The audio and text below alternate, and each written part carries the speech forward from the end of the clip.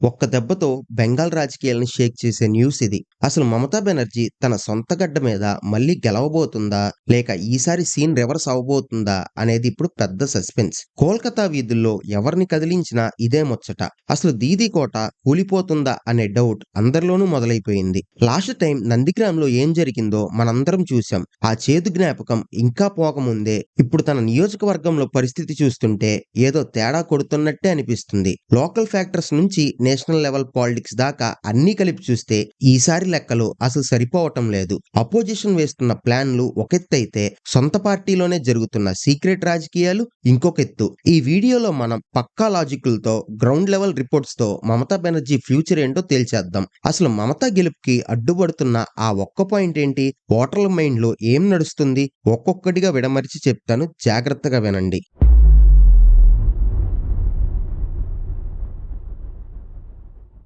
మమతా బెనర్జీ అంటేనే ఒక ఫైటర్ అని మనందరికీ తెలుసు. కానీ ఇప్పుడు ఆమె నిలబడే నియోజకవర్గంలో సీన్ చూస్తే మాత్రం ఎవరికైనా ఫ్యూజులు ఎగిరిపోవాల్సిందే. బెంగాల్ పాలిటిక్స్ లో భవానీపూర్ అంటే కేవలం ఒక ఏరియా కాదు, అది దీదీకి ఒక సేఫ్ జోన్ అని అందరూ అనుకుంటారు. కానీ ప్రాక్టికల్ గా చూస్తే ఇక్కడ లెక్కలు చాలా దారుణంగా మారుతున్నాయి. ఈ నియోజకవర్గంలో ఉండే ఓటర్ల మైండ్ సెట్ గమనిస్తే అక్కడ కేవలం బెంగాలీలు మాత్రమే లేరు. సిక్కులు, గుజరాతీలు, మార్వాడీలు ఇలా రకరకాల రాష్ట్రాల వాళ్ళు కొన్ని దశాబ్దాలుగా ఇక్కడే సెటిల్ అయిపోయారు. వీళ్ళందరినీ కలిపి దీదీ తన వైపు తిప్పుకోవడం ఈసారి మామూలు విషయం కాదు. ఎందుకంటే బిజినెస్ చేసుకునే వాళ్ళకి పీస్ఫుల్ వాతావరణం ముఖ్యం. కానీ గత కొన్నేళ్లుగా అక్కడ జరుగుతున్న కొన్ని గొడవలు చూస్తుంటే వాళ్ళల్లో ఒక రకమైన ఇన్సెక్యూరిటీ మొదలైంది. లాస్ట్ ఎలక్షన్స్ టైంలో నందిగ్రామ్లో ఓడిపోయి ఆ తరువాత ఉప ఎన్నికలలో భవానీపూర్ నుంచి గెలిచి సీఎం సీటు కాపాడుకున్న మాట నిజమే, కానీ అప్పుడున్న సింపతి వేవ్ ఇప్పుడు అసలు లేదు. పైగా లోకల్ మున్సిపల్ ఇష్యూస్ నుంచి మొదలు పెడితే పెద్ద పెద్ద స్కాముల దాకా ప్రతిదీ జనాలకు గుర్తుంది. ముఖ్యంగా ఈ నియోజకవర్గంలో ఉండే యూత్ గురించి మాట్లాడుకోవాలి. వాళ్ళకి ఉద్యోగాలు కావాలి, ఐటీ కంపెనీలు రావాలని కోరుకుంటున్నారు. కానీ ఇక్కడ సిస్టమ్ ఎలా ఉందంటే ఏదైనా కొత్తగా చేద్దామన్నా పాత పద్ధతులే అడ్డుపడుతున్నాయి. మమతా బెనర్జీ ఇమేజ్ స్టేట్ లెవెల్లో స్ట్రాంగ్ గానే ఉండొచ్చు, కానీ సొంత గడ్డ మీద ప్రతి ఇంటికి వెళ్తే వినిపించే మాటలు వేరేలా ఉంది. ప్రతి పనికి ఒక సిండికేట్ రాకెట్ నడుస్తుంది. మామూలు జనం బతకడం కష్టమైపోతుందని లోకల్ రిపోర్ట్స్ చెప్తున్నాయి. పోలీసులు కూడా అధికార పార్టీకి సపోర్ట్ చేస్తున్నారనే టాక్ బలంగా వినిపిస్తుంది. ఇది ఇలాగే కొనసాగితే సైలెంట్ ఓటింగ్ అనేది మమతా కొంప ముంచేలా ఉంది.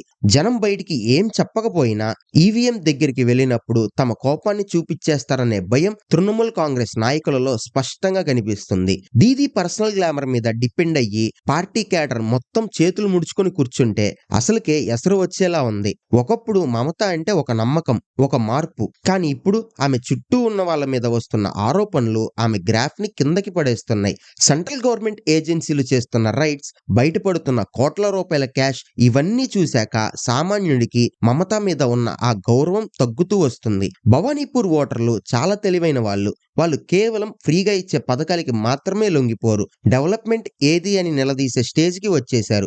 అపోజిషన్ పార్టీలు కూడా ఈసారి పక్కా ప్లానింగ్ తో ఉన్నాయి. ఎక్కడెక్కడ లూప్ హోల్స్ ఉన్నాయో వెతికి మరీ దెబ్బ కొడుతున్నాయి. అసలు మమతా బెనర్జీకి ఈ నియోజకవర్గంలో గెలుపు చాలా ఈజీ అనుకుంటే అది పప్పులో కాలేసినట్టే. గ్రౌండ్ లెవెల్లో పరిస్థితులు చూస్తుంటే గెలుపు అంచుల దాకా వెళ్లడం కూడా ఈసారి పెద్ద టాస్క్ లాగానే అనిపిస్తుంది. కానీ ఇవన్నీ ఒకెత్తైతే మమతాకి అసలైన తలనొప్పి తెచ్చిపెట్టే ఒక సెక్షన్ ఓటర్లు ఇప్పుడు డిసైడింగ్ ఫ్యాక్టర్ అవబోతున్నారు. వాళ్ళు ఎటువైపు మొగ్గు చూపుతారో తెలిస్తే మీరు కూడా షాక్ అవుతారు.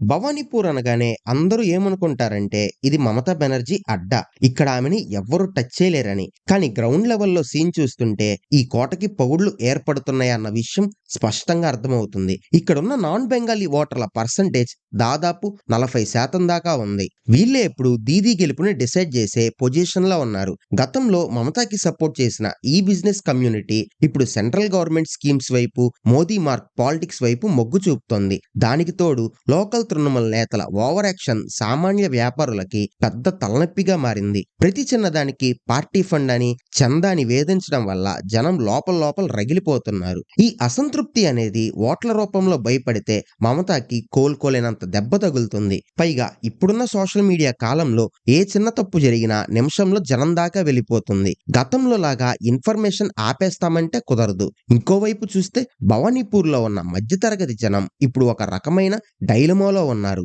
ఒకప్పుడు లెఫ్ట్ పార్టీకి గట్టి పట్టున్న ఈ ఏరియాలో ఇప్పుడు ఆ కేడారంతా సైలెంట్ అయిపోయింది, లేదంటే పక్క పార్టీలోకి జంప్ అయింది. దీనివల్ల ఓట్ల చీలిక అనేది మమతకి ప్లస్ అవుతుందా లేక మైనస్ అవుతుందా అనేది ప్రశ్న. టెక్నికల్ గా చూస్తే యాంటీ ఇంక్యుబెన్సీ అనేది ఇప్పుడు స్టేట్ లెవెల్లో కంటే నియోజకవర్గంలో ఎక్కువ కనిపిస్తుంది. ఎమ్మెల్యేగా మమత ఎంతవరకు తన సొంత ఏరియా మీద ఫోకస్ పెట్టారనేది ఇప్పుడు హాట్ టాపిక్. స్టేట్ మొత్తం తిరగడంలో బిజీగా ఉండి సొంత ఇల్లు లాంటి నియోజకవర్గాన్ని పట్టించుకోలేదనే ఫీలింగ్ అక్కడ లోకల్లో వచ్చేసింది. డ్రైనేజ్ ఇష్యూస్, ట్రాఫిక్ గందరగోళం, పాతపడిన బిల్డింగ్ రీడెవలప్మెంట్ ఇలాంటి చిన్న చిన్న విషయాలే ఇప్పుడు మమతా కొంప ముంచేలా కనిపిస్తున్నాయి. పోలింగ్ డే రోజున ఏం జరుగుతుంది అనేది పక్కన పెడితే క్యాంపెయిన్ టైంలో మమత ఎంత అగ్రెసివ్ గా వెళ్ళినా లోపలున్న భయం మాత్రం పార్టీ నేతల ముఖాల్లో కనిపిస్తుంది. ముఖ్యంగా ముస్లిం ఓట్ల మీద దీదీకి ఉన్న నమ్మకం ఈసారి ఎంతవరకు నిలబడుతున్నది అనేది కూడా ఒక డౌట్. ఎందుకంటే కొన్ని చోట్ల తృణమూలకి ఆల్టర్నేటివ్ గా కొత్త పార్టీలు పుట్టుకొస్తున్నాయి. దీనివల్ల ఓట్లు చీలిపోతే అది మమతాకి గెలుపొంచున ఉన్న మెజారిటీని తగ్గించేస్తుంది. లాస్ట్ టైం నందిగ్రామ్లో ఓడిపోయినప్పుడు మమత ఎంత షాక్ అయ్యారో మనందరికీ తెలుసు. మళ్ళీ అలాంటి రిస్క్ తీసుకోవడానికి ఆమె సిద్ధంగా లేరు, కానీ పరిస్థితులు మాత్రం ఆమె కంట్రోల్లో లేవు. సిస్టమ్ మీద కోపంతో ఉన్న ఓటర్లు ఈసారి నోటాకి వేస్తారా లేక డైరెక్ట్ గా అపోజిషన్ కి జై కొడతారా అనేది తెలియాల్సి ఉంది. అయితే ఇవన్నీ ఒకెత్తైతే అసలు మమతా ఓటమికి కారణమయ్యే ఆ ఒక్క సీక్రెట్ ఆపరేషన్ ఏంటో తెలిస్తే గూస్ బంప్స్ వస్తాయి.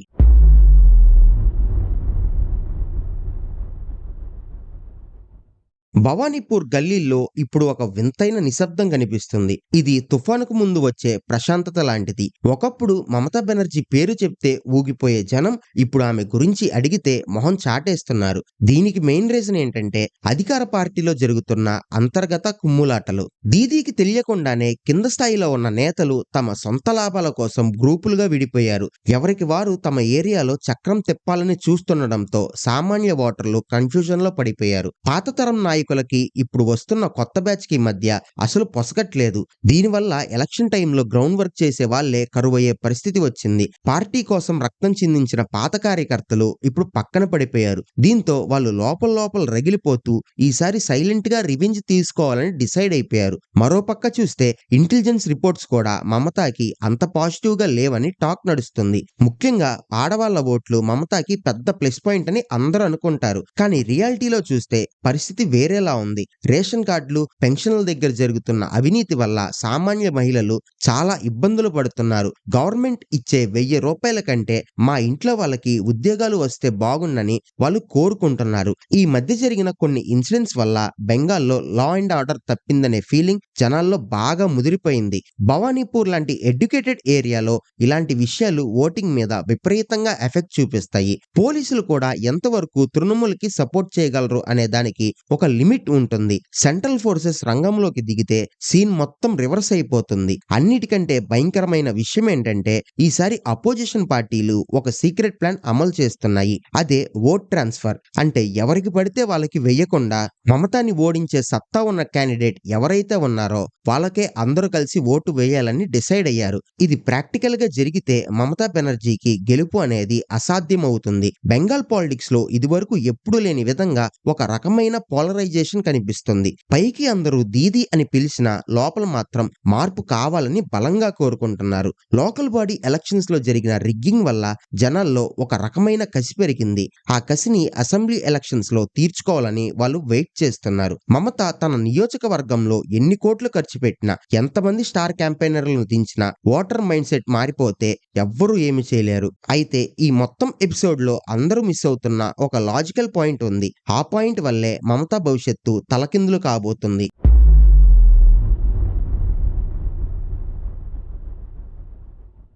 ప్రాక్టికల్ గా చూస్తే మమతా బెనర్జీకి భవానీపూర్లో గెలుపు అనేది ఈసారి కేక్ వాక్ అయితే కాదు. గ్రౌండ్ లెవెల్లో ఉన్న యాంటీ ఇంకబెన్సీ, సొంత పార్టీలో గొడవలు మరియు సైలెంట్ గా మారుతున్న నాన్ బెంగాలీ ఓటర్ల మైండ్ సెట్ చూస్తుంటే దీదీకి గట్టి పోటీ తప్పదు. లాజికల్ గా ఆలోచిస్తే విపక్షాల ఓట్లు చీలిపోకుండా ఒక్క క్యాండిడేట్ వైపు మొగ్గు చూపితే మాత్రం మమతాకి చొక్కలు కనిపిస్తాయి. కానీ ఆమెకున్న పర్సనల్ ఇమేజ్ ఇంకా గ్రామీణ ఓటర్లలో ఉన్న పట్టు ఆమెను గట్టెక్కిస్తాయా లేదా అనేది చూడాలి. ఏదేమైనా బెంగాల్ పీఠం దక్కించుకోవటం కంటే తన సొంత నియోజకవర్గాన్ని కాపాడుకోవడమే ఆమెకి ఇప్పుడున్న పెద్ద సవాల్. జనం మార్పు కోరుకుంటున్నారా లేక మళ్ళీ దీదీకే జై కొడతారా అనేది కాలమే నిర్ణయించాలి. ఈ వీడియో మీకు నచ్చితే వెంటనే లైక్ చేయండి. మమతా బెనర్జీ మళ్ళీ గెలుస్తుందని మీరు అనుకుంటున్నారా? మీ అభిప్రాయాన్ని కింద కమెంట్ సెక్షన్ లో పక్కాగా చెప్పండి. ఇలాంటి మరిన్ని ఇంట్రెస్టింగ్ పొలిటికల్ అప్డేట్స్ కోసం మన ఛానల్ ని ఇప్పుడే సబ్స్క్రైబ్ చేసుకోండి. మీ ఫ్రెండ్స్ కూడా ఈ వీడియోని షేర్